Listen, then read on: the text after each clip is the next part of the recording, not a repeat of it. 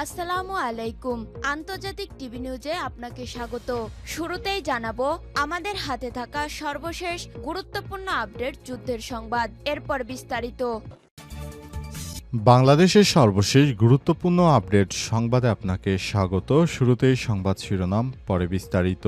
প্রথমেই জানাবো আমাদের হাতে থাকা সর্বশেষ গুরুত্বপূর্ণ সবথেকে তাজা আপডেট সংবাদ। সিলেটে বিজিবির গুলিতে যুবকের মৃত্যু।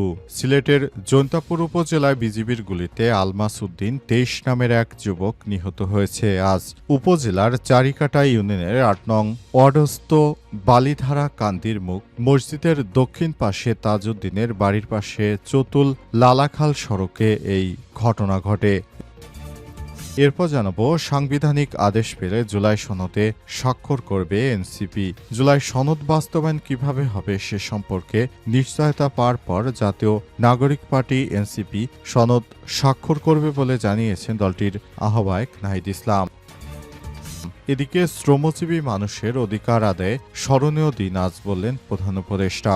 আন্তর্জাতিক শ্রম সংস্থা ILO ৩টি কনভেনশনে স্বাক্ষর করেছে অন্তর্বর্তীকালীন সরকার। এই দিনটি বাংলাদেশের শ্রমজীবী মানুষের অধিকার আদায়ের ইতিহাসে স্মরণীয় হয়ে থাকবে বলে জানিয়েছেন প্রধান উপদেষ্টা। এদিকে উপদেষ্টা পরিষদে শুদ্ধি অভিযান জরুরি বললেন রাশেদ খান। গণ অধিকার পরিষদের সাধারণ সম্পাদক রাশেদ খান বলেছেন, নির্বাচনের আগে সরকারি কর্মকর্তাদের রদবদলের পাশাপাশি উপদেষ্টা পরিষদের মধ্যে শুদ্ধি অভিযান জরুরি এবং বিতর্কিত উপদেষ্টাদের সরিয়ে তত্ত্বাবধায়ক সরকার গঠন করতে হবে। এবং সর্বশেষ জানাবো এনসিপির কেন্দ্রীয় নেতা আশরাফ মাহাদিকে চাকরি থেকে অব্যাহতি। এনসিপিকে নাস্তিকদের সংগঠন এমন ফতোয়া দিয়ে দলটির কেন্দ্রীয় নেতা আশরাফ মাহাদিকে চাকরি থেকে অব্যাহতি দেওয়ার অভিযোগ উঠেছে। আজ লালবাগ মাদ্রাসা কর্তৃপক্ষের বিরুদ্ধে এমন অভিযোগ করেন আশরাফ মাহাদি নিজেই। এ নিয়ে নিজের ফেসবুক আইডিতে দেয়া এক পোস্টে তিনি বলেছেন, আমি হঠাৎ করে দেখতে পেলাম আমাকে চাকরি থেকে বরখাস্ত করা হয়েছে। আমি যে সংগঠন করি অর্থাৎ জাতীয় নাগরিক পার্টি এনসিপি, সেই এনসিপি নাকি নাস্তিকদের সংগঠন। এই কথা বলে আমাকে চাকরি থেকে বরখাস্ত করা হয়েছে। প্রিয় দর্শক, এতক্ষণ শুনছিলেন সংবাদ শিরোনাম, এবারে বিস্তারিত। তবে তার আগে বন্ধুরা অনুরোধ থাকবে এই সংবাদটিতে একটি লাইক দিন। এই চ্যানেলে আপনি নতুন হয়ে থাকলে আমাদের সংবাদটি দেখতে দেখতে চ্যানেলটি সাবস্ক্রাইব করে রাখুন। কমেন্ট করে বন্ধুরা আপনার মূল্যবান মতামত জানিয়ে দিন আপনি বিশ্বের কোন দেশ থেকে বা বাংলাদেশের কোন স্থান থেকে আমাদের সংবাদটি দেখছেন এবং শুনছেন। এবারে বিস্তারিত। সিলেটে বিজিবির গুলিতে যুবকের মৃত্যু।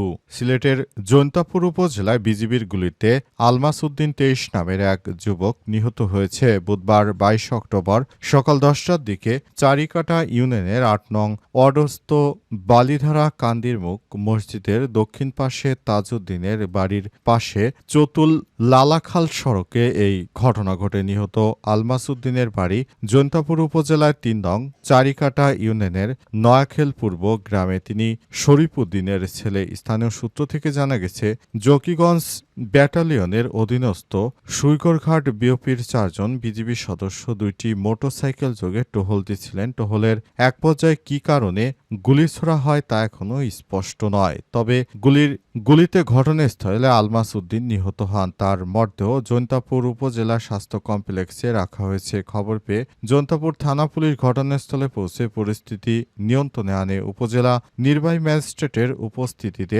সুরতহাল প্রতিবেদন তৈরিতে কাজ চলছে বলে জানিয়েছে পুলিশ কর্মকর্তা। এদিকে ঘটনাটি স্থানীয় এলাকায় চাঞ্চল্যের সৃষ্টি করেছে। গ্রামবাসী নিরপেক্ষ তদন্তের মাধ্যমে ঘটনার সুষ্ঠু বিচার দাবি করেছে। বিজিবির ১৯ ব্যাটালিয়নের অধিনায়ক লেফটেন্যান্ট কর্নেল জুবায়ের আনোয়ার বলেছেন, সকালে সুরিঘাট সীমান্তে চোরাকারবারিরা বিজিবির এক সদস্যকে কুপিয়ে আহত করে পালানোর চেষ্টা করে। পরে বিজিবির সদস্যরা ধাওয়া দিলে নয়াখেল এলাকায় তাদের আটকানোর সময় গুলি ছোড়া হয়। এতে একজন নিহত হয়েছে। নিহত ব্যক্তি চোরাকারবারি কিনা তা খতিয়ে দেখা হচ্ছে। সাংবিধানিক আদেশ পেলে জুলাই সনদে স্বাক্ষর করবে এনসিপি। জাতীয় নাগরিক পার্টি এনসিপির আহ্বায়ক নাহিদ ইসলাম আজ অন্তর্বর্তীকালীন সরকারের প্রধান উপদেষ্টা প্রফেসর ড মোহাম্মদ ইউনূসের সঙ্গে সাক্ষাৎ করেছেন।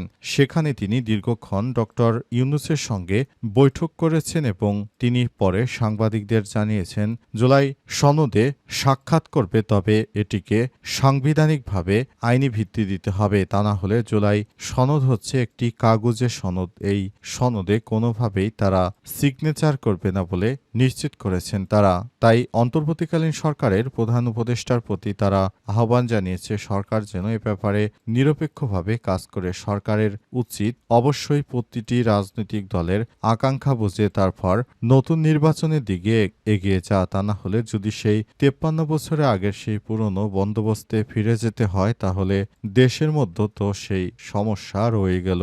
এদেশে কখন ঠিক হবে প্রতিটি মানুষ ও নাগরিকের যে অধিকার রয়েছে সেই অধিকারকে প্রতিষ্ঠিত করতে হলে অবশ্যই অন্তর্বর্তীকালীন সরকারকে দেশের মানুষের হয়ে কাজ করতে হবে, নতুন বাংলাদেশ গড়ে তুলতে হবে। এজন্য অন্তর্বর্তীকালীন সরকারের প্রধান উপদেষ্টা প্রফেসর ড মোহাম্মদ ইউনূসের সরকার ইতিমধ্যেই কাজ শুরু করেছেন।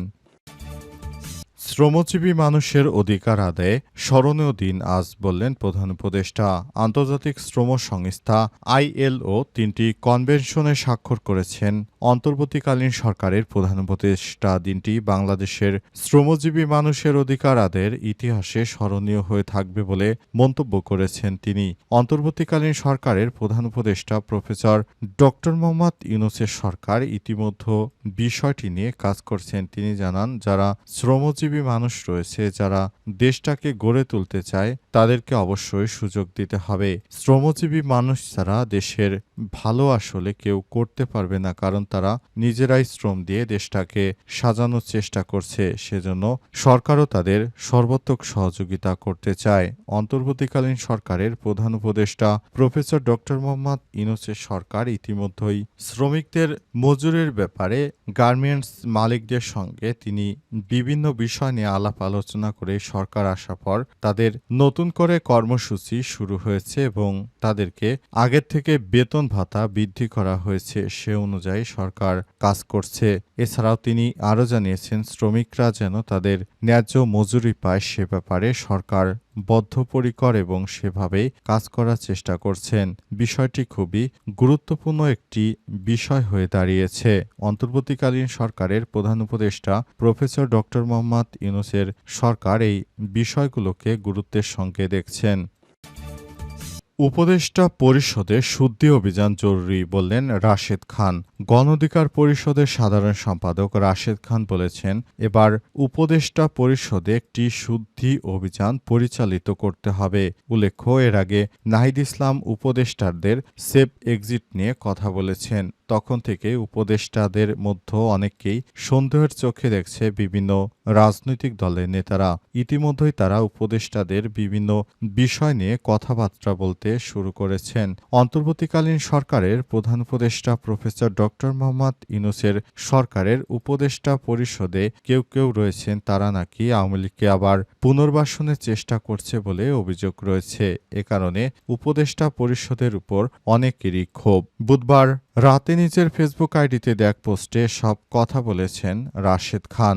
রাশেদ খান বলেন, অন্তর্বর্তীকালীন সরকার কোনোভাবেই নিরপেক্ষতার পরিচয় দিতে পারেনি, কোনো একক দলকে সুবিধা দিয়ে ম্যানেজ করে চলছে। স্বজনপ্রীতিবাজ উপদেষ্টারা কতটুকু নিরপেক্ষ নির্বাচন দিতে পারবে সে ব্যাপারে আমাদের বোধগম্য হচ্ছে না। সরকারকে অবশ্যই ব্যাপারটিকে খুবই দায়িত্বশীলতার সঙ্গে হ্যান্ডেল করতে হবে, কারণ তাকে আমরা যে উদ্দেশ্য নিয়ে বসিয়েছি, যদি আমাদের সেই ম্যান্ডেট তিনি পূরণ করতে না পারেন তাহলে এমন উপদেষ্টা পরিষদ এদেশের জনগণের জন্য কখনোই কাজে আসবে না। সুতরাং এসব উপদেষ্টা পরিষদে এখন সময় এসেছে শুদ্ধি অভিযান করতে হবে, যাতে করে যেসব উপদেষ্টারা মূলত দেশের জন্য ভালো, রাষ্ট্রের জন্য ভালো, তারা যেন অবশ্যই ভালো কিছু করতে পারে সে ব্যাপারে কাজ করতে হবে এবং যারা বিভিন্ন বিষয় নিয়ে সন্দেহের সৃষ্টি করেছে তাদেরকে উপদেষ্টার পরিষদ থেকে বাতিল করতে হবে।